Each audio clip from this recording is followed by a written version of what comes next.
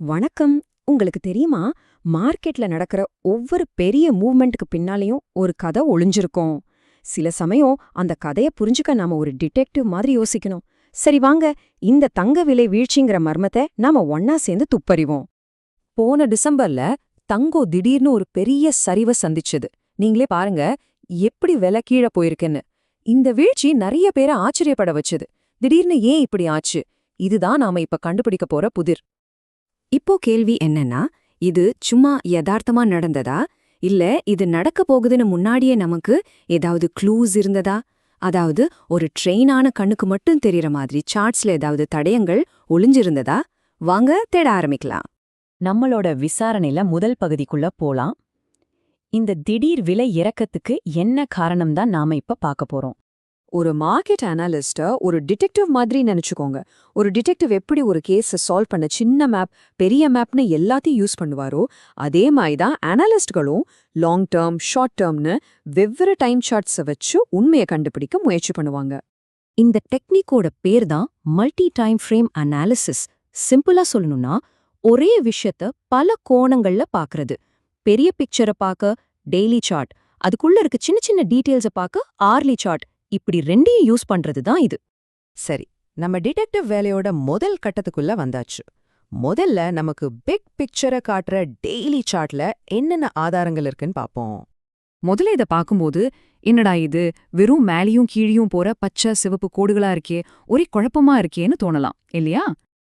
ஆனா ஒரு டெக்னிக்கல் அனலிஸ்டோட கண்ணுல பாருங்க, இப்போ அதே சார்ட்ல ஒரு வடிவியல் அமைப்பு தெரியுதா?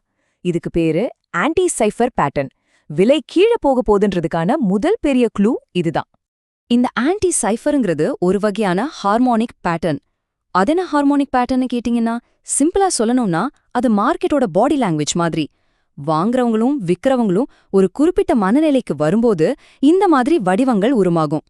மார்க்கெட் அடுத்து என்ன செய்ய போகுதுன்னு நமக்கு ஒரு ஹிண்ட் கொடுக்கற மாதிரி. சரி, நம்ம கேஸ்ல கிடைச்ச ரெண்டாவது பெரிய தடையும் இதுதான். ட்ரைபோன் சொல்ற இந்த முக்கோண அமைப்பு. இது எதை காட்டுதுன்னா, மார்க்கெட்ல ஒரு இழுபறி நடந்துகிட்டு இருக்கு. விலை அப்படியே ஒரு குறுகிய இடத்துக்குள்ள சுருங்கி ஒரு பெரிய மூவுக்கு தயாராகிட்டு இருக்குன்னு அர்த்தம். ஒரு ஸ்ப்ரிங் அழுத்தி வச்சா எப்படி இருக்குமோ அந்த மாதிரி. ஓகே, இப்போ பெரிய படத்தை பார்த்துட்டோம். வாங்க கொஞ்சம் பூத கண்ணாடி வச்சு சின்ன சின்ன ஆனா ரொம்ப முக்கியமான டீடைல்ஸ பார்க்கலாம். இங்கேதான் ஒரு சுவாரஸ்யமான விஷயம் இருக்கு. லெஃப்ட்ல இருக்கிற டெய்லி சார்ட்ல நாம பார்த்தோமே ஒரு பெரிய பேட்டர்ன், அதே மாதிரி ஒரு பேட்டர்ன் ஆனா சின்ன சைஸ்ல ரைட்ல இருக்கிற ஆர்லி சார்ட்லயும் வந்திருக்கு. இது ஒரு ரொம்ப முக்கியமான கனெக்ஷன். இந்த விஷயத்த ஃப்ராக்டல்னு சொல்லுவாங்க. நீங்க இயற்கையில பார்த்திருப்பீங்களே, ஒரு மரத்தோட கிளை எப்படி பெரிய கிளையில இருந்து சின்ன கிளை வரைக்கும் ஒரே மாதிரி அமைப்புல இருக்கோ, அதே மாதிரி தான் மார்க்கெட்லயும் பெரிய டைம் ஃப்ரேம்ல வர்ற அதே பேட்டர்ன் சின்ன டைம் ஃப்ரேம்லயும் வரும். இது நம்மளோட சந்தேகம் கரெக்ட் தானே இன்னும் நல்லா உறுதிப்படுத்துச்சு. இப்போ நம்ம டிடெக்டிவ் கதையோட கிளைமேக்ஸ்க்கு வந்துட்டோம். எல்லா க்ளூஸும் நம்ம கையில இருக்கு.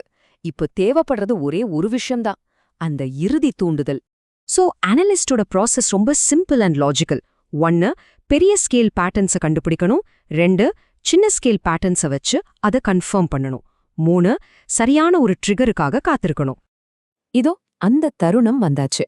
எஃப்சி லோ பிரேக் அப்படின்னு சொல்ற ஒரு முக்கியமான சப்போர்ட் லெவல்.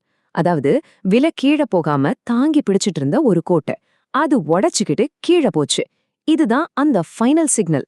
டிடெக்டிவ்க்கு குற்றவாளி கிடைச்ச மாதிரி அனலிஸ்டுக்கு அவரோட கணிப்பு சரிதான்னு தெரிஞ்சிடுச்சு. அந்த நொடியிலிருந்து தான் அந்த செங்குத்தான சரிவு ஆரம்பிச்சுது. சரி, இப்ப நாம கண்டுபிடிச்ச எல்லா தடயங்களையும் ஒன்னா சேர்த்து ஆரம்பத்துல நாம கேட்ட கேள்விக்கு பதில கண்டுபிடிப்போம் வாங்க. இந்த ஒரே இமேஜ் மொத்த கதையும் சொல்லும் பாருங்க. இது ஒரே ஒரு க்ளூவால நடந்ததில்ல. அந்த பெரிய ஆன்டி சைஃபோ பேட்டர்ன், பெரிய ட்ரைபோ பேட்டர்ன், அதுக்கப்புறம் அதே மாதிரி சின்ன ட்ரைபோ பேட்டர்ன், கடைசியா அந்த பிரேக் அவுட், இப்படி பல தடயங்கள் ஒன்னு சேர்ந்து ஒரே விஷயத்த சொல்லுச்சு. ட்ரேடிங்ல இதுக்கு பேரு தான் கான்ஃப்ளூயன்ஸ். அதாவது சம்பந்தமே இல்லாத மாதிரி தெரியற பல தனித்தனி சிக்னல்கள் எல்லாமே ஒன்னா சேர்ந்து ஒரே திசையை காட்டும்போது அது நடக்கிறதுக்கான வாய்ப்பு ரொம்ப ரொம்ப அதிகமாகுது.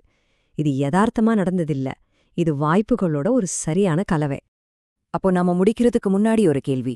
மார்க்கெட் இது மாதிரி பேட்டர்ன்ஸுங்கிற ரூபத்துல அதோட கைரேகைகளை விட்டுட்டு போகுதுன்னா, நாம இப்போ பார்க்க தவறுற அடுத்த பெரிய மூமெண்ட் பத்தி அது நமக்கு என்ன சொல்ல முயற்சி பண்ணிட்டு இருக்கலாம்? கொஞ்சம் யோசிச்சு பாருங்க.